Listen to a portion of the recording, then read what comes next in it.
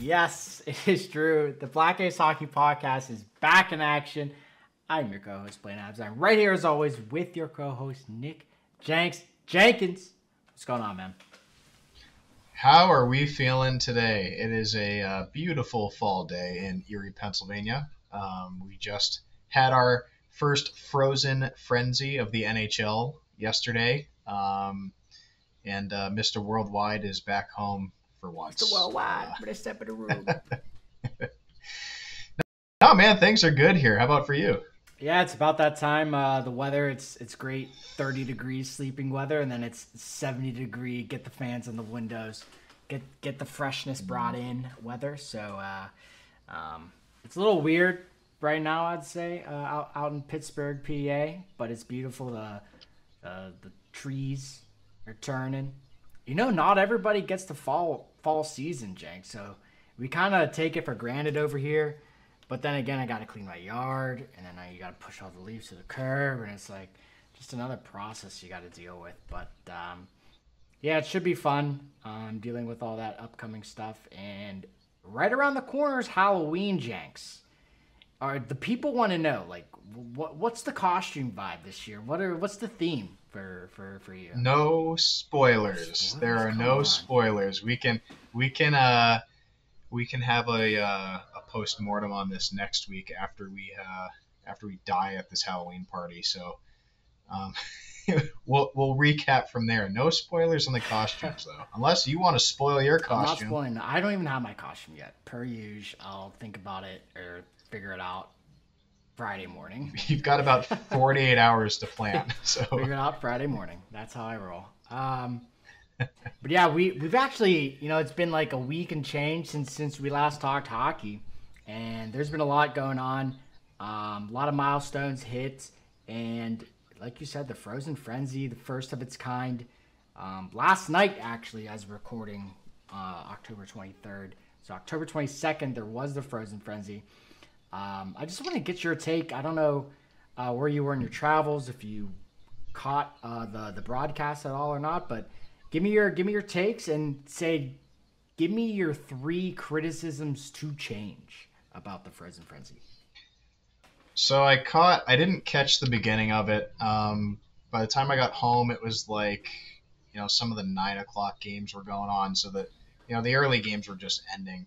But when they jump from game to game, and there's not a whole lot of like substance to what the guys are actually saying. And if I have to listen to PK Subban talk one more time, I'm going to frickin' stab my ears off my head. Like, he just tries too hard to force hockey lingo into it. Yeah. It's like, just talk about the actual game, talk about the players, just don't try to sound cool, man. I don't know, maybe I'm biased for some reason. I don't think PK does a good job hosting. I don't know. I guess I haven't been a fan of really anybody on the ESPN team in general. Yeah, it seems super forced. Like, you could tell, like, the guys yeah, exactly. They're not in like a flow state. I don't know. It's just super weird. I think I've heard better from PK when he does like the intermission reports and stuff, and he's actually analyzing and breaking down the game. When they're jumping from game to game, you don't have a whole lot of context other than what's going on. And you have to jump in real time, so you haven't been watching the game. So right. It does. You're 100% right. I agree. It feels very forced and kind of smashed together. Like I don't know. So I would say first things first is like find a better balance of going between the games.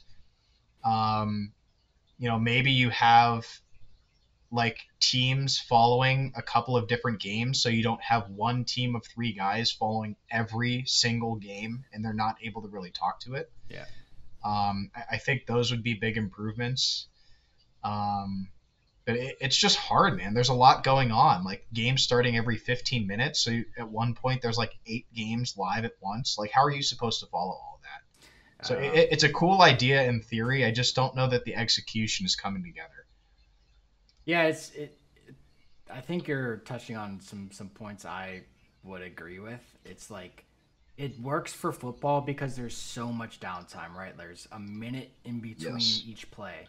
So like you could switch to a game and like a touchdown could have just happened, right? Switch, and then you get to see everybody set, the huddle, down, and then the play happens. Where in hockey, you're like, Yeah. oh, there was a goal, let's go watch it, and they're changing on the fly.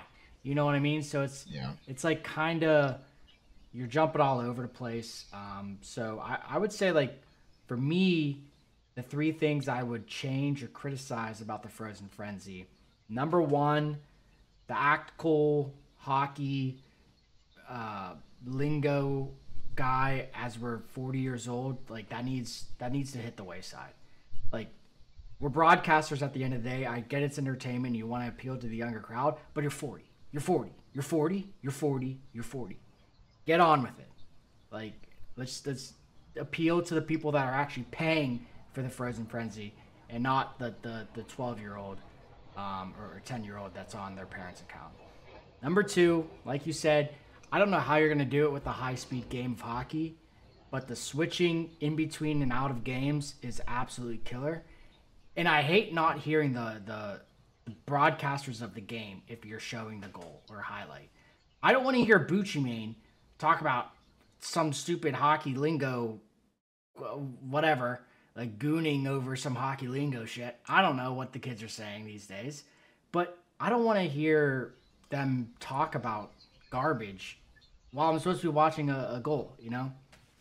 And I think three, it's just, I think we need to drop these broadcasts need to be fun and elusive and energetic. Like, Scott Hansen is the only host on Red Zone. He's one guy, and somehow they make it work. So, like, why don't we just, like, have one guy? Like, it could be PK. Just talk. He could talk forever by himself. Mm-hmm. Just have him do it. And or Weeksy. Have Weeksy do it because he has a great insider mind. But I don't think all three of them really need to be there and that kind of like a round table Stephen A. Smith kind of vibe. I don't know. I agree. I think that's a great point. If you have one person, you don't have three people trying to jump in, and it doesn't feel as forced. Yeah. You know, and then everybody feels like they've got to get their way in on it, and it's just too much. So I think to all the points you just made, if you simplify, you have one guy, say, you know, Bucci or Weeksy or Subban, whoever wants to run it, that's fine. Yeah. Cut out the forced hockey lingo and just jump in and, hey, this team's on the power play, we're going to jump to that. Jump in on a critical situation. Last minute of the period, there's a lot of prep. Jump in, talk about what's going on in the actual play, and don't force a conversation around, oh, this guy's flow is just fantastic right now. Like, dude, how is that relevant to what we're watching? Shut up. Shoot, man. Guy's a human man rocket. Like, okay. Yeah, that kind of stuff needs to stop. So, I always laugh. Like, even like when I ref, like sometimes like there's 40, 50-year-old dads that are like behind the bench, and you could tell like they're trying to be like the cool, like fun dad. But, like, they say things, and I'm like, dude, like, at some point you have to realize where you're at and how old you are. And, like, yes, you need, at some point, I know I don't act my age, and I'm 27, but that's still young. But when you're hitting 40, even, like, 50, like, at some point you're going to be like, hey, like, maybe we should not, like, use the, like, escalate or ratchet or whatever the fucking thing the kids are saying these days. So, like, I just, hockey lingo is like, when you're old, like, it's just cringy. I don't know. I just, like, talk normal. Why is it so hard? I don't know. I don't know, man. We're on the same page here. You're not going to see any disagreement from me. Anyways, this past week, Jenks, a couple of milestones we missed. A couple big ones for the Penguins, so let's get that out of the way because of the hometown team. Evgeny Malkin. Where was this guy the last 4 years to the start of the season? He always seems to show up when Crosby is either having a slow time or downtime or hurt or out, and reached a 500 goal milestone on his back. Yeah. which is insane. The first thing I thought was Ovi, like against the Phoenix Coyotes in that one game a gajillion years ago when FSN was still around. So give me your take on 500 for Gino. Yeah, man, it couldn't have happened in any more like classic Gino fashion. Like scoring from his back, the assist from Crosby, like that's the type of the script that the league wants. Yeah. You can't write that any better. So he's been one of the best players throughout. You know, he has inconsistency and maybe his compete level at times, I'll say. And he likes to just sort of give the puck away. But yeah, when he's on, there aren't many better in the NHL. So this was all coming sooner or later. So huge milestone moment for him. And they did. I think you saw the interview after the game where they had Crosby and Malkin sitting down, but side by side. Yeah. So that's pretty cool to see too. I mean, these guys they've grown up together. They've changed this franchise. They changed the entire Pittsburgh franchise for the last 20 years now. Yeah. Into one of the league's best over the entire time they've been there, and we're kind of seeing them in the twilight of their career at this point, and they're hitting these big milestones, and Crosby's approaching another big milestone, and it's pretty special to see. We're probably not going to see players this talented and gifted in Pittsburgh ever again. I mean, I'd hope not, Jenks. Come on, I'm going to buy season tickets here soon. I hope we get like another 4 or 5 in us, but yeah, I mean, no better fashion. Crosby assisting on that, and Gino assisted on his 500th, and back in the day, and Sid also hitting 1,600 points in the same game is pretty crazy to think about as well. That's 1,600 points, Jenks. People barely get one. They don't even get one. Right. And to have this guy a part of the league for this long doing the same thing over and over and over. Now people will say, yeah, Crosby, where's Crosby now? He's irrelevant. Dude, he does this every year. He waits. He's like, I don't really care about it. Is it the All-Star break yet? No, it's not the All-Star break. I don't care. And then all of a sudden, flips the switch, goes on a tear after the All-Star break. So give it like till March, and then we could figure it out. But Crosby's playing the long game here, right? He doesn't care about the points. He wants to win. And, you know, with the Pens aging out right now, I'm sure he's like, I'm not going to overexert myself early in the season, risk an injury. We're going to try to win the games we can win, try to get to the playoffs, and then it's all out from there. Yep. He's being smart about it. Yeah, I mean, one of the better duos in the league, I'd say, that have been around for practically ever, outside of like Jamie Benn and Tyler Seguin. I feel like they've been together for a while now. So, but you know, going over to duos in the league, the new rookie duo in Will Smith and what's that kid's name? Macklin Celebrini, the first overall. You got it. That kid's name. You got it. You got it. San Jose Sharks, Jenks. 0-5 to start the season. Now, did everybody expect this? Yes.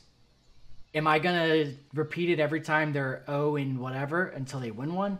Absolutely. Yes. I think last year they went like 13 games or 11 games or something like that until they finally won one. So it's like, what's your prediction, Jenks, when the San Jose Sharks are going to finally get the first tally on the board? Oh, man, that's a tough one. I mean, it's hard to predict that, especially with how bad they've been. And Celebrini has been out of the lineup, too, and they were counting on him of being a big part of this team this year, and they still are. Yeah. But when the centerpiece of your team is out of the lineup, that just makes it twice as hard to win games. So, you know, they've got the Kings on Thursday. That's a tough match. They've got who do they got Saturday? They've got Vegas on Saturday. Like, I don't know that you can pick them to win in either one of those games. Yeah, Utah, then Kings again, then Blackhawks. So they may not win in the next 5 games. So. I mean, there's a very real chance that we see this team go 0-10 to start the season. And not like you said it, expectations were low for this team to begin with, but I think people were sort of expecting they'd get like a win every 5 games or something like that. I mean, Not like sure. not like completely just lose every single game. So they're probably going to go on a hot streak at some point and pick up some wins. No team ever finishes the season with like 10 wins. Yeah, I mean, I'm looking at their goaltending capabilities here, and Vitek Vanacek, I think is his last name. Don't quote me. And Blackwood, that came from kind of a suitcase travel, but he was in New Jersey a while ago. So I wouldn't say top end talent between the Pips, but it's looking like a possible another first or overall draft pick season this year for San Jose. I mean, I don't want to say it, but Jenks, I'm gonna say it. I mean, this team's bad. I mean, I think if you're San Jose, that's probably ideal. If you can get another first, we'll even say top 3. If you can get another top 3 pick, let alone first overall, you're doing your team a favor. Yeah. I mean, you've got a lot of young talent there. Remember, they made that trade for Askarov, or however you say it, from Nashville, that young goalie. Oh, that's right. Yes. And they sent him down. Yeah, they sent him down to the AHL to get some time down there. But he's, you're hoping he's the goalie of the future. So they've got a lot of potential. I think it's just a matter of time before it comes around, but I don't think that's going to happen this season. Yeah, unfortunately, we also had Nashville that just got their first win in the past Frozen Frenzy here, but in your pick as a sleeper team, Jenks, and I don't know if that pick is looking any good right now, but you got anything to say about your team? Yeah, this is why we don't follow my bets. Although you did pick out Toronto the Pens, but Pens are looking started the season on a heater with that one, and it's been all downhill since. So yeah, I don't know. I mean, when you look at these bottom end teams, and even I was watching the Detroit Islander game a little bit because it was kind of the slower matchup on the Frozen Frenzy, and it just seems like there's no like people are relying on the old like superstar talent. It just doesn't seem like there's enough quote unquote elite superstars nowadays to build your team around. Like the Islanders may have figured out the cause, and they may have caught it a little too early where they're just starting to like kind of be good consistently now because they have a team full of good guys and not one superstar player. Right. Now Barzal, you want to call him elite superstar, we can go back and forth. I'll accept either way. But he's not somebody you're like, that's a first line on, say, the Rangers. I don't know if you put him on the first line. Is he a first line guy on the Pens? Probably on the Pens, yeah. but you know what I'm getting at. Like he's not the consensus first liner around the league. And where I'm getting to here is the league coming to terms with like, hey, maybe we got to shift our mindset to having an actual team game instead of like, hey, we have Crosby, hey, we have Nathan McKinnon, hey, we have McDavid, where these guys, it's so much on their shoulders that they can't do it alone. And I think that's why they take these paychecks as saying like, hey, like I'm going to get my money because you guys are going to fucking torch me. Yeah. Oh my God. 100%. Yeah. And it's get your payday when you can, because you never know when the next chance is going to be. And if you do have a bad season on your contract year, you're probably going to be locked into a number you don't like for a long time. So if you can get the bag, secure it, man. Yeah. And talking about getting bags, I want to roll over to Gustafson's goalie goal real quick. And we always have to highlight these because they don't happen that often. Gustafsson.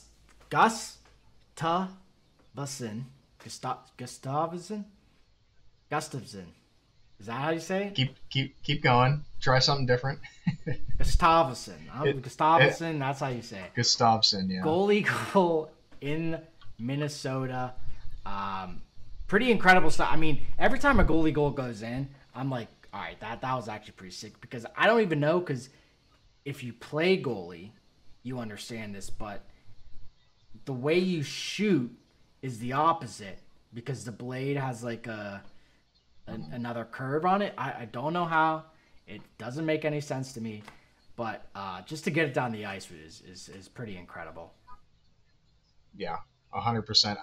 And he was like, he made the comment, his post-game interview, he made the comment that he's like, yeah, Fleury was telling me during the timeout, if I get the chance to shoot it, shoot it. And he said, I just pulled the trigger and it went in. Yeah, I mean, why not? You're up 2 goals. They pulled the goalie. Why not just give it a shot? Yeah. See where it ends up. It's open.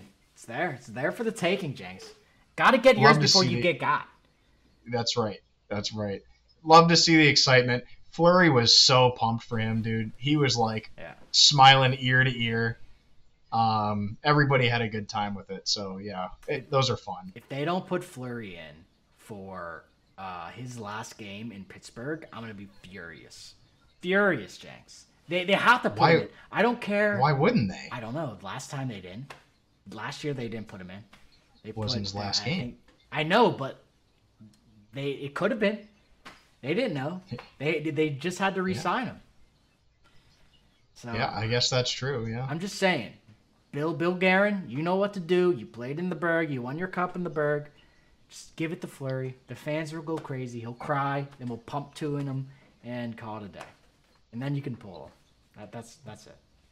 That's how it's put 2 by him, and then Jari will let 4 in, and we'll still lose. No, dude, Jari, he's like down in the ECHL now. They're trying to bury him. Bloomquist back to back healthy Nedeljkovic? scratches. Yep. I don't know. So my thought is, does that hurt your confidence as a goalie, or be like, all right, I need to get back to my spot, you know? Because at the end of the day, you're making $6 million this year. So are you actually gonna try? I don't know. I guess it just depends on your individual personality. Like, some goalies are going to take that as a challenge and be like, I've got to turn my shit around. Yeah. And other goalies are going to be like, oh my God, they've lost all faith in me. My career's over. Yeah. So we'll see how he responds. I expect at some point he's going to get a shot at the net again. And we'll find out if he started working harder or he just gave up completely. You know, I always think it's funny because in the off season, it's always like, oh, he's in the best shape of his life. I've never seen him this good. You know, if this is the year that he steps up, I wouldn't be surprised. No, he actually let the first 5 shots in on him this season, and against quite arguably the worst team to ever be built, the Buffalo Sabres. He let in the first 2. So I don't even how do you get past that? I don't know. But speaking of the Buffalo Sabres, I want to touch on a point here. It just seems like a new thing that's going on around the league where if you hit somebody, it's automatic fight. Now it's oh, you hit my player. Now somebody has to fight you. Where I don't know when this started. Maybe because of the last couple Stanley Cups where teams want to build presence of being tough, so that way when you get there, people kind of the game manages itself essentially. So what are your thoughts on just this new I call it people can't take hits. People just can't take hits nowadays, and it's just maybe it's just not hitting the weight room enough, Jenks. I don't know. I think it's kind of 2 things. I think the game has changed so much that these big collisions are less common. Go back 10, 15 years when you've got guys in the league like Scott Stevens, who is doing this every period, not alone every game. He's got a big hit like this every period, and he didn't fight 3 times a game. You get back on your feet and you keep playing. Right. But the game has become so fast and so much skill that there's not as much big hitting in it anymore. That anytime you see a big hit, people just assume that it's dirty or you're targeting a player, and that's not always the case. Yeah. So somebody's always jumping the guy who throws the hit. I don't know. I feel like there's kind of two schools of thought. You could say I'm just standing up for my player, and don't be throwing big hits on him like that. And the other side of it's like, if you don't want to get hit, don't play hockey. Oh yeah, I totally agree. I mean, I don't think hitting should be out of the game. Like, I think that side of things, like, people need to just shut up about, because like the first league that hitting needs to go away in is certainly football, if anything, and then it's hockey. But you compare the hit against the Buffalo player that started a pretty much line brawl against Chicago. And then you compare the hit that Trouba just did last night against Dylan Barron, I think is his name. I mean, I hope somebody's fighting the guy that just rocked the earth out of me. Just brain shattering, brain bucket gone. His brain is slime in there. He even like got hit, his head smashed the ice. He's like, oh God, Doc, come here, wheel me out of here. Now, if you're fighting there, yes, I believe it. But that hit was insane. It was clean though. I know. That's it's just it's so a huge big. It's a huge hit. Trouba's known for this stuff, but it was shoulder to chest. It was a clean hit. But it's still like you still have to set the tone. Like, don't be stepping up on my guys like that. Like, that's uncalled for. Yeah. It's just a culture change. Like I said, 10 years ago, that happens 3 times a game. Nowadays, it happens once every other week. Yeah. We don't see those types of hits anymore. Yeah, that's what I was saying. I mean, USA Hockey, that's textbook. Yeah, just get them out. Yeah. 5 a game, charging or boarding, whatever you want to call it. Just get them out. But dude, that guy, it's like actually insane how like hated he is on the ice, but he's like the best person off the ice, because I think he won like what is it, the trophy for like the off ice like best guy award. It's off ice, like it's like the humanitarian award, whatever. Humanitarian, like he won that. Yeah. And I'm like, how? The guy's a piece of shit. Like, well, no. Oh no, there's 2 different ones. There's the Masterton, which you're thinking of, that the league awards, and there's the Mark Messier Award for leadership. Yeah, that's the one. Yeah. Trouba won that one. You know who the panel is that votes on that? Probably all Rangers. Mark Messier. It's literally Mark Messier's decision. That's great. Okay, I didn't know like that. Everybody awesome. was like, dude, how is this possible? And then it was like, oh, well, Mark Messier gets to pick whoever he wants. He used to captain the Rangers. He's picking the captain of the Rangers. Right. I can draw straight lines too. But they might get rid of him, so I don't know. We'll see how that shakes out. Yeah. Another big highlight that happened this week is our boy Michkov, our Calder trophy pick, scored his first 2 Ginas and got a little welcome hit being received out there. So I think he looks good in the Flyer uniform. To be honest with you, any Russian looks good in a Flyer uniform. It's just the brand that they play with. And but yeah, he looks good so far to start the season, as far as like rookies go. So I just wanted to get your thoughts on his first 2 goals and his start so far. Yeah, I mean, not only I think everybody knew that Michkov was a talented player, but his 2 first goals weren't like high skill goals. They were hard-working goals. His first goal, he's at the net, he's jamming at that puck, and he gets it to go in. Like, that's a goal scorer's hard-working goal. Yep. So he's just showing that he has the talent, but he also has the work. He's got the drive, and he goes to the dirty areas too. So if he can do it all like that, he's going to be a dominant player in this league in no time. So he's going to be not only exciting to watch, but he's going to be a regular contributor for this Flyers team. Yeah, it's pretty cool to see like some of these rookies like actually contributing. Yeah. Because you don't see that pretty often. I mean, Connor Bedard, McDavid, Crosby, Nathan McKinnon, like some of the few people that actually do it their first year. So it's cool to see stuff like that popping up. But kind of like NHL newsworthy things. I think everybody kind of saw this coming of how poorly these award shows are run and just it's not really fun for practically everyone. There's no award show for the NHL this season, so that means like nobody's going to Vegas to collect their trophy to sit there for 4 hours and watch, E-list celebrities jerk. It's a family episode, so I'm not going to say what I was about to say, but it's just like we're not going to sit there and watch these guys talk circles around each other and pat each other on the back for 4 hours just to get a trophy. It's not a banquet. I don't care. I did that crap when I was a squirt. Like, I don't want to do that on TV now. I don't know. What are your thoughts on this? I don't know, man. I don't think I watched a single one.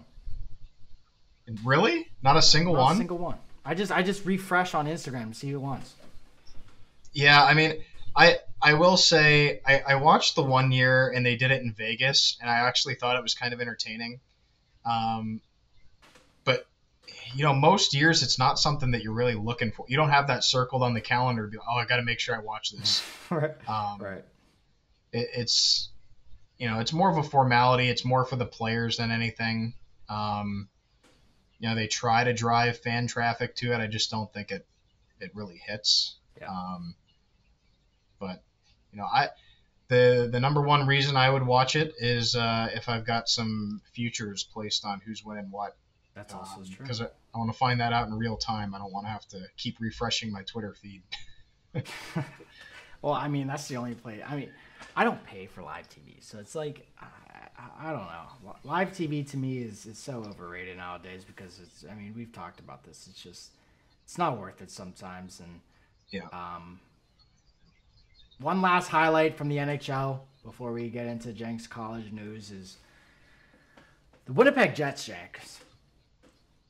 I don't know if they finally got their shit together. I don't know if Hellebuck was like, hey, I'm going to bring Lord Stanley back to Canada this year. Even though I'm a United States boy, I'm going to bring it over to Canada because why not? 6-0 to start the season. And I would like to just say Canada, Winnipeg has got to be happy. Got to be thrilled. The Whiteouts are going to be insane. I feel like they finally found their team. It's just, can they get everybody to buy in at the end of the year? Do they have the goalie depth to have Hellebuck fresh enough to be in that playoff form that he is now? I think that's one of their major issues every year, right? I mean, they get to playoff time and they had a fantastic regular season, especially last year. Yeah. But you've got Hellebuck playing 65 games a year and he gets to the playoffs and does he have enough gas left in the tank to go? Because once playoffs hit, man, he's playing every game. There's no question about it. Yeah. So can you find more of a balance to keep him fresh? Can you take those 65 games even just down to 50? Just find somebody who can play like 32 games.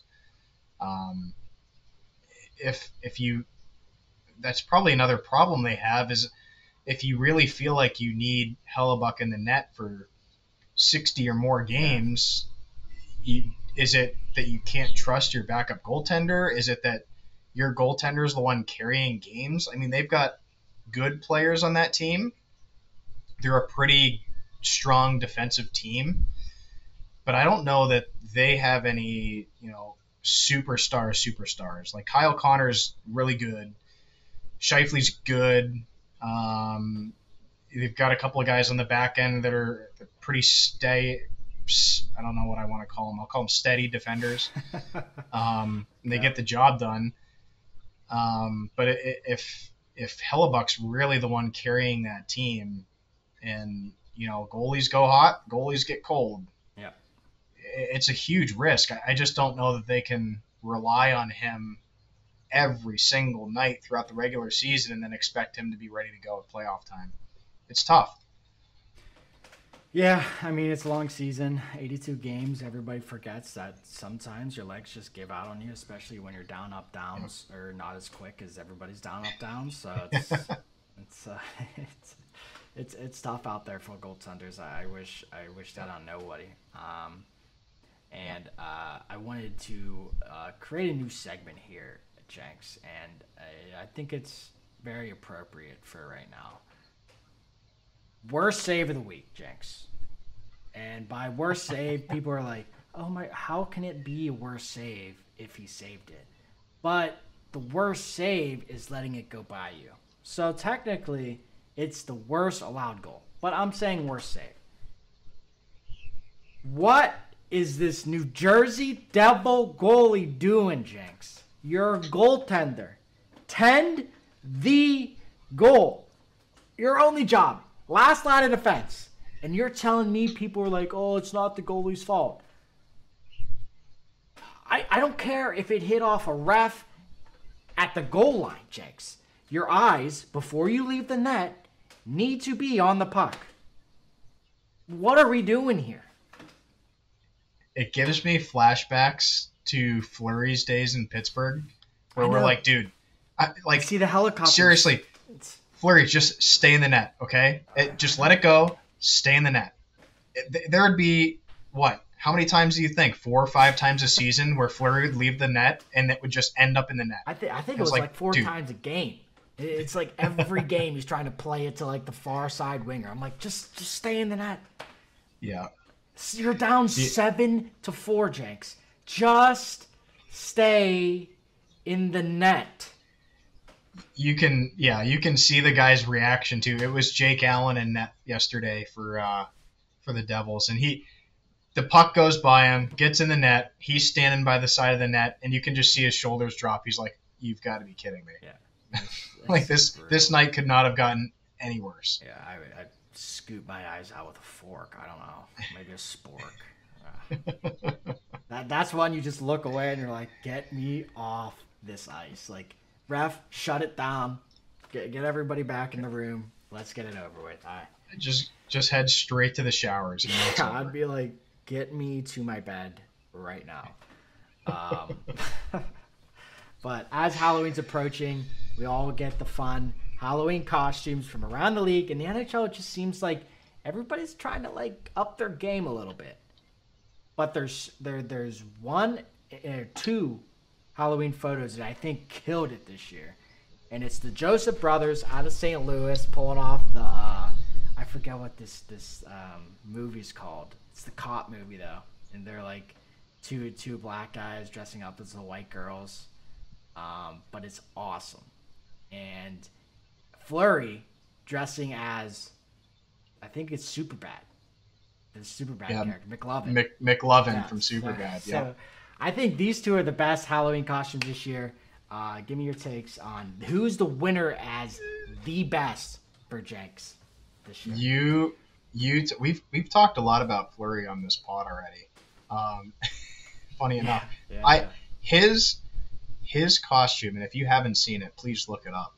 He looks so much like McLovin that if you told me that the character who plays McLovin in Superbad and Fleury were related, I would believe you. Yeah. I mean, it's like the perfect costume for him. He nailed it. I think it's the best one. But you said it. There are so many good costumes out there every year, and it just feels like this year there's a lot of like rock star costumes out there. Yeah, I mean the movie's called White Chicks, so I think once they release that pick, I mean it's so spot on, and it makes it even better because they're teammates now, so they can kind of pull that off pretty well as the Joseph brothers. So bravo. I would pick Superbad as well. Because I mean, Fleury looked so dumb with that outfit on. That is awesome. It's hard not to pick it. It's so accurate. Like if an NHL account didn't post that and you just saw that picture, would you even know it's Fleury? You'd be like, oh, that's McLovin all grown up. Like, It looks just like him. Yeah. So does Jenks have any college hockey news to share with us this week? We do. There is some news this week. The we'll just lead it off with the biggest piece of news that came out recently. And we've already talked about this at length, but the vote between the CHL and the NCAA on the rule change to allow major junior players to play in the NCAA. There's a date set for that vote. It's going to happen in November. Unfortunately, with that vote, it doesn't. Assuming it passes, and everything that I've read, I've tried to look into it a little bit. Everything that I've read suggests that it will pass, and it should for good reason. But unfortunately, that would not take effect until next season. So if you're a current CHL player this year and you were hoping to make the jump this season, that's not going to be possible. So it makes sense. You'll start it in the off season, start it fresh for next season. Yeah. And the expectation is that'll pass. So expect to hear a confirmation from us in November after that vote has taken place, but we expect that that'll go through. Do you think? I think this will be interesting to see. Is how like most of these guys, if you're good enough, they're like drafted, and they might not join the club right away, right? They may go back to the OHL or CHL or go back to NCAA. Do you think like some of these overagers, right? Say you're 21, you graduate this year, can't go to the NCAA, but you're drafted by, say, I don't know, the Rangers. Do you think they say like, hey, we know this law just got passed, but it won't take effect till next year. We have a commitment from Providence that says we're interested in this guy. So go over to Sweden, stay fresh, and then come back next year, and Providence will, I don't know if it's like a tender offer, like Providence will keep your tender offer for a year. Do you think like, is that like bending it too far, or do you think like that's allowed? I want to say it's probably allowed. You're adding a variable to it with the European hockey. I don't really know how the contracts work there. I don't know if it's like tampering. Like the Coyotes got their draft picks taken away because they talked to somebody before the draft opened or something like that. So like, is it tampering with the NIL NCAA rule if you say like, hey, just go away for a year and then come back? If they're already drafted, or like if they're a pro, in quotes, and a college team wants them, and they're the best prospect, and they're not going to go to the show right away because they need to develop a little more, So what I do know is if your rights belong to an NHL team, they are allowed to push you one direction or the other. So if let's just say there was a guy who was drafted this year by an NHL team. He's currently playing major junior, and this thing goes through next year. They could be like, hey, we want you going to college. Let's pick a school, and they're probably going to be involved in that process. Right. Let's pick a school who's given you an offer, and you're going to go play college hockey for at least 1 year, maybe 2, and then we'll figure that out. I think they also have the ability to say, let's work with a European team to make a fit there. But I think if you're already drafted, there's probably less incentive to push a player to Europe than to leave them in North America because the game is so different. Better, yeah. So you're probably saying we'd rather you play college hockey than go to Europe. So I think what's the result of this is going to be probably less North American players going international. Like, for example, when we saw Matthews play in the Swiss League for a year, his draft year. I think now you don't have a reason to do that because you can play juniors, and then you can jump right into college if your eligibility's out in junior, or you've Yeah. aged out rather. You have more options in North America. So I think it's only going to bring more talent to North America and keep them in North America. Yeah, and the game has grown so much in the United States that I think people will be more inclined to either wait a year if they want to kind of just bypass the system and then come back and play at the college level and see what's going on. So it'll be fun to see what happens, and we finally get an end to the saga. So, all right. The segment everybody's been waiting for, Jenks. The writing on the wall pick. We are both, I think we're 1-1. I think no, you're 2-0. I'm 1-1 because you No, won.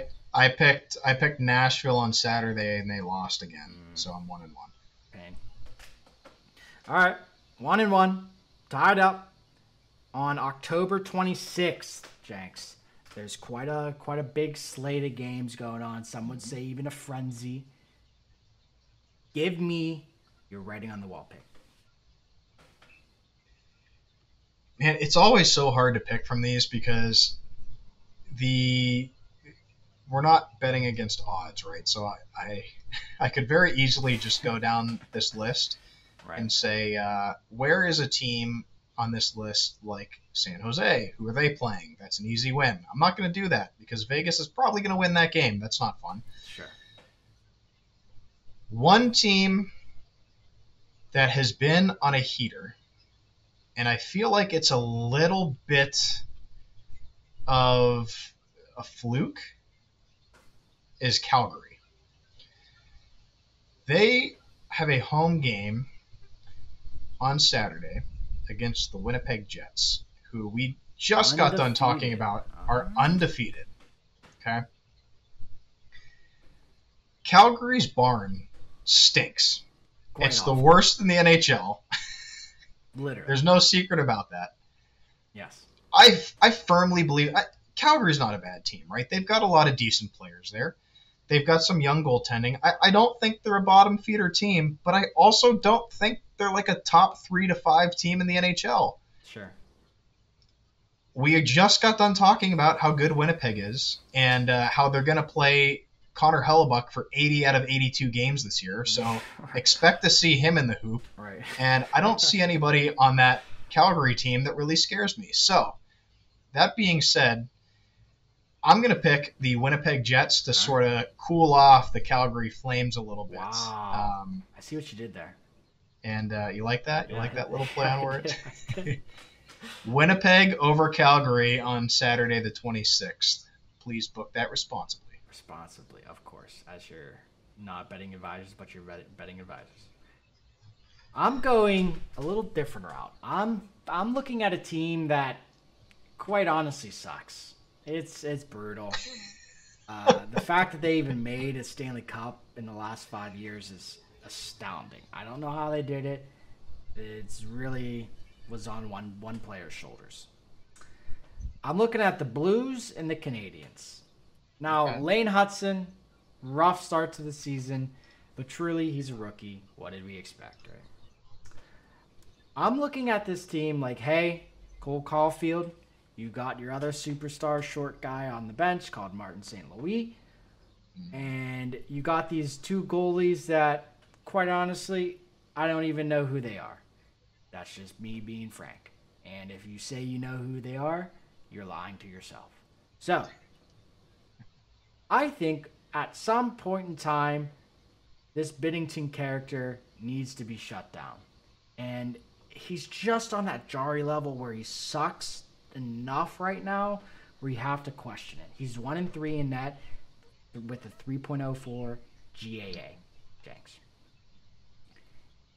I think Cole Caulfield is going to say, hey, let me pipe 3 in on you and then get you out of the league, get you home with Matt Murray, and maybe you two can share a bunk bed. Canadians over the St. Louis Blues, maybe by 2. I'm saying by 2 or more. You could book that. Wow. Possibly. We're not even taking money line. We're taking +1.5 or -1.5 on that. Yep. Wow. Okay. The mortgage has got to get paid, Jenks. What can I say? The bills got to get paid. They're not going to get paid by sitting on your money. So might as well double it up. Money makes money makes money. That's what they say. I don't make the rules. I don't know. Whoever sets these rules is a king. As your resident degenerate. Yeah, and philanthropist. So make sure to follow us on Instagram, YouTube, Twitter, whatever you want. Black Aces Hockey. Yeah, we're putting out some content this year, a little different on YouTube. So if you're kind of looking for a change up of a vibe, go check us out on YouTube, Spotify as well. Black Aces Hockey Podcast. Anything else for the ladies and gentlemen out there, Jenks? No, man. I think if like you said, we're putting out some different things. I'd like to get a little bit more into, doing. We've talked about this, doing some like on-site, in-person type pods, different segments. Go and see some games in person and get some footage and do some cool mashups with that type of video. We're just going to try to get a little bit creative. So if you guys are listening to this, make sure you give us your input. See what do you guys want to see? It's a creative year for Black Aces. We're trying new things, getting some new directions out there. Jenks is coming into the editing side of things now, so it's all fun here. So I'm a rookie. Go easy, people. Yep. No hate comments. All the hate comments. Jenks wants them all. That's what I heard. All right, guys, we're out of here. My name is Lance. I'm right here with your co-host Nick Jenks Jenkins.